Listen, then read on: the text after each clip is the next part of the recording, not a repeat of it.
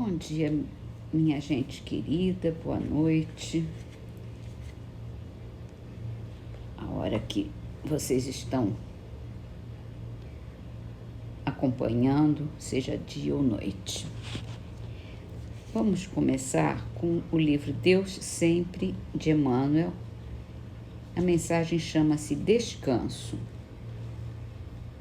Tempo de provação recorda a sombra espessa. Entretanto, não temas, pensa em Deus e confia. Trovões ameaçadores podem rugir à noite. Forças de tempestade atritarão nos céus. Mas Deus vela e te guarda. Descansa na oração. O fim de cada noite é sempre o amanhecer. Uma linda mensagem de esperança, né? De tempos bons. No Livro dos Espíritos, entramos no item Uniões Antipáticas. É a pergunta 939. Uma vez que os espíritos simpáticos são induzidos a se unir, como é que entre os encarnados, frequentemente, só há afeição de um lado e que o mais sincero amor se vê acolhido com indiferença e até com repulsão? Além disso, como é que a mais vil afeição de dois seres pode mudar em antipatia e mesmo em ódio?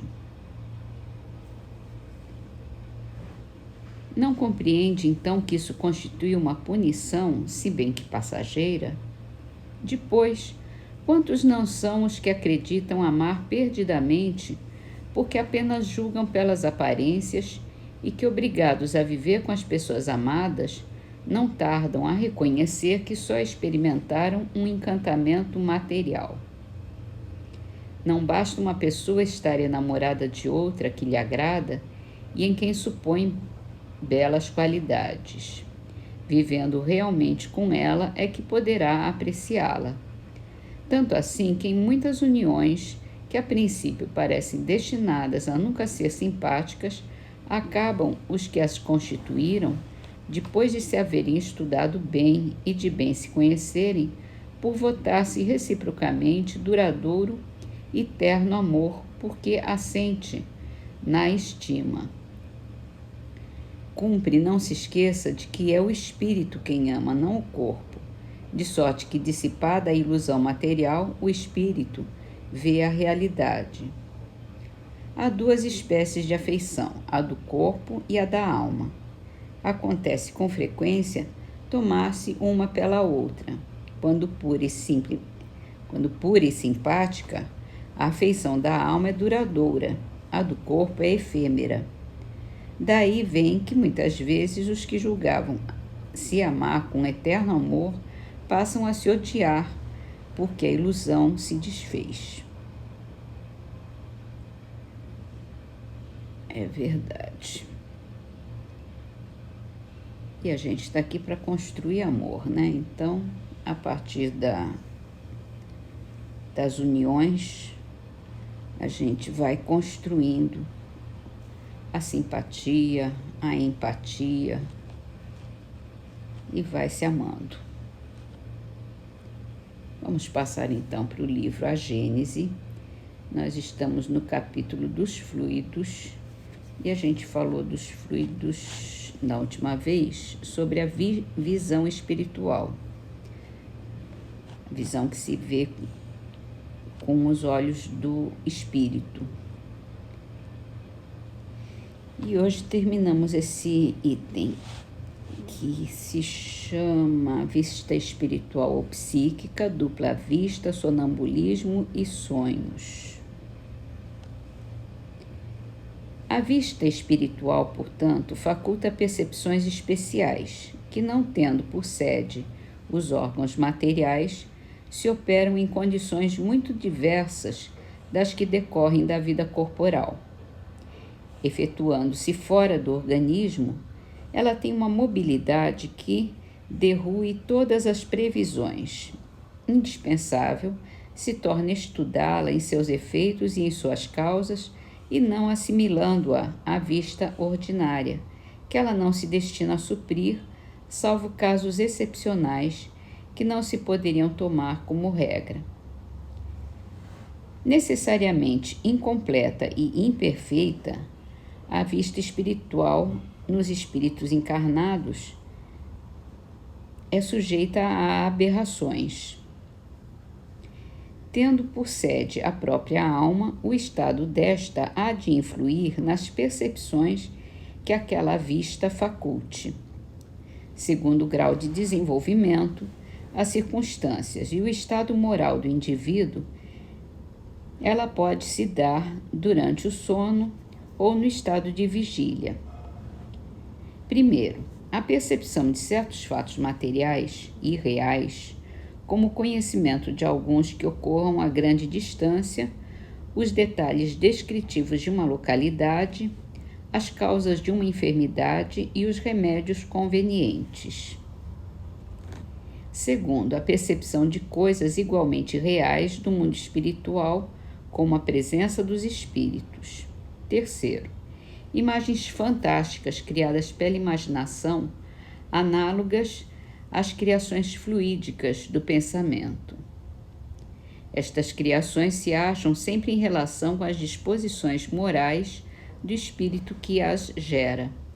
É assim que o pensamento de pessoas fortemente imbuídas de certas crenças religiosas e com elas preocupadas, lhes apresenta o inferno, suas fornalhas, suas torturas, seus demônios, tais quais essas pessoas os imaginam.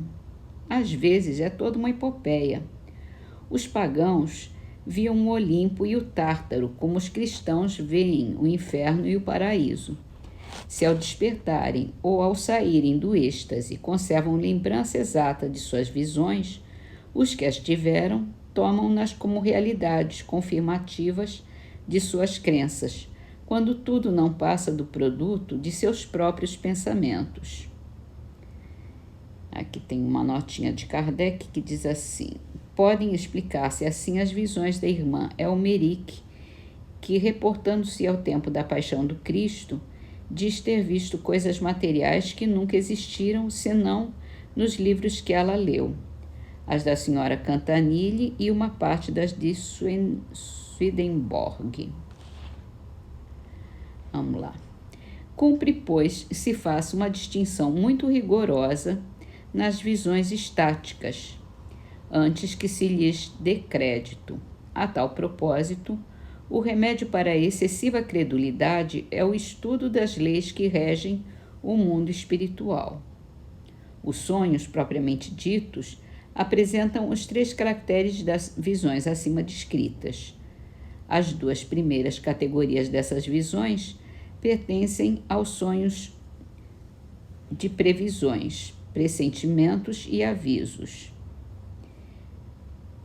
Na terceira, isto é, nas criações fluídicas do pensamento, é que se pode deparar com a causa de certas imagens fantásticas que nada têm de real com relação à vida corpórea, mas que apresentam às vezes para o espírito uma realidade tal que o corpo lhe sente o contra-choque, havendo casos em que os cabelos embranquecem sob a impressão de um sonho.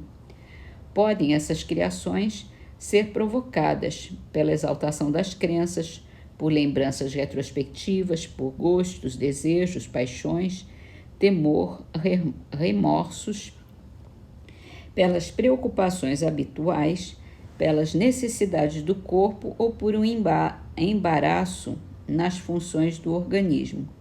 Finalmente, por outros espíritos com objetivo benévolo ou maléfico, conforme a sua natureza. Muito bem. A gente tem que ter esses critérios para analisar sonhos e visões, que muita coisa ainda é meio influência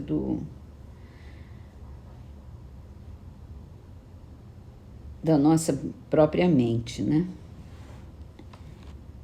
Para terminar, vamos ler a trovinha de Celeste Jaguaribe, que está no livro Orvalhos de Luz, Mãe que Partiu. Mãe morta, em vão me remoço, raiz cortada no chão. Quero abraçar-vos, não posso, filhos do meu coração.